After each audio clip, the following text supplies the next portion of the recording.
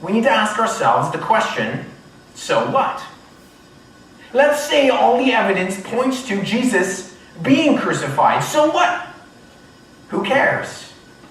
You see, the conversation thus far has almost assumed that the truth of Christianity is about assessing the evidence and then making up one's mind. But if you think about it, there's something wrong with that assumption. The so what question. Why does this make a difference? Well, let me pose to you that it makes all the difference in the way that we act, in the way that we live, and how we live our lives.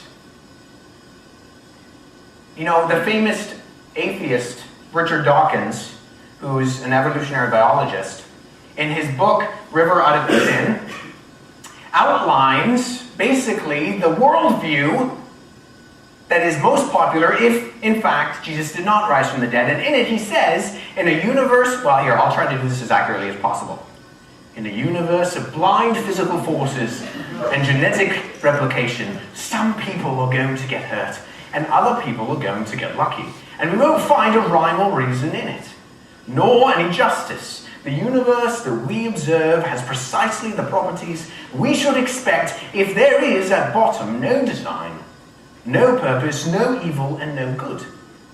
Nothing but blind, pitiless indifference. DNA neither knows nor cares. DNA just is. And we dance to its music. Now, terrible British accents aside,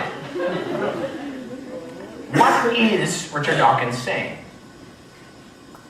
If you are just a product of time, plus matter, plus chance, what does that mean for the big ultimate questions? What does it mean for purpose, meaning, morality, and destiny?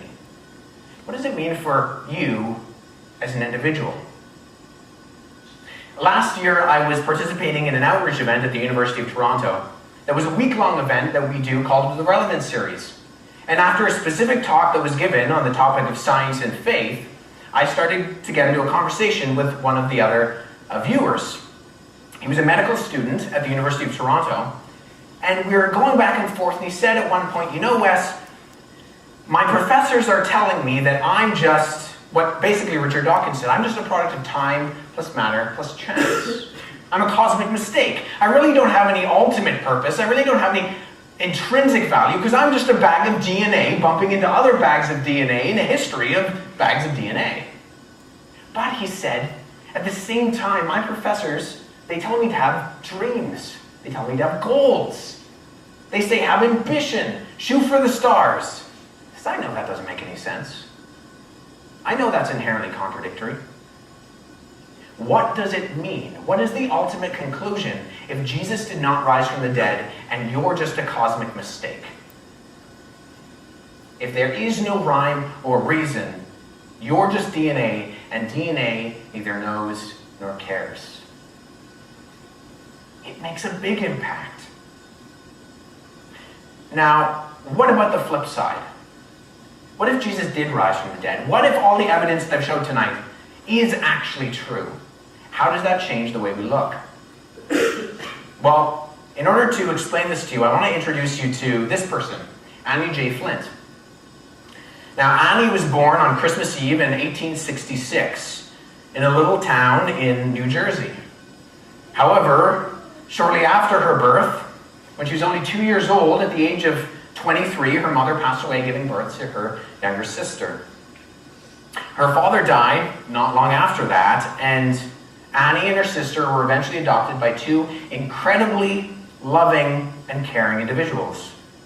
Yet, just before Annie finished her elementary school years, both her adopted parents passed away within months of each other. Now, there was little money left in the bank for the twice orphaned sisters, and it was very hard for a few years.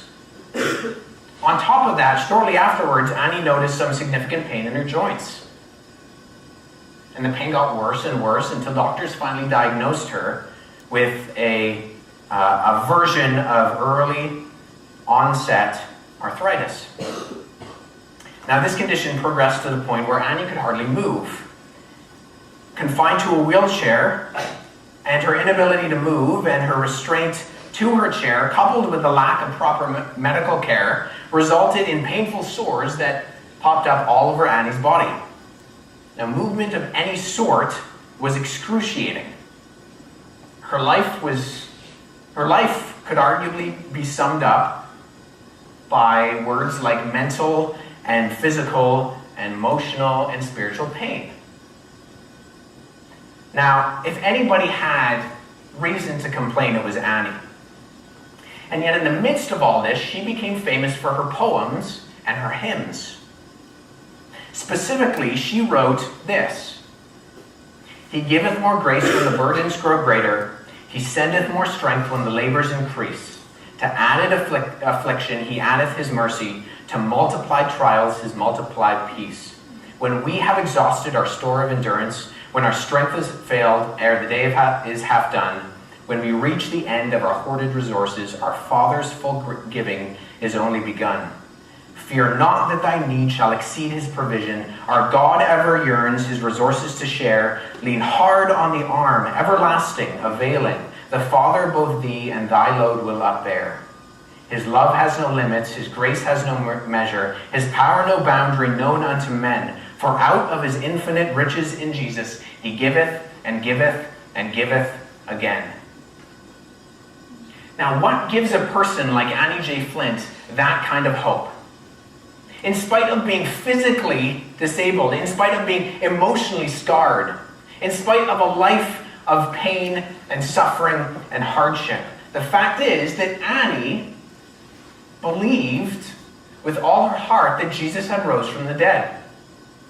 That she had value and purpose and meaning because she was created with intrinsic worth by a God who loved her, who stepped down from eternity and took the punishment that she deserved.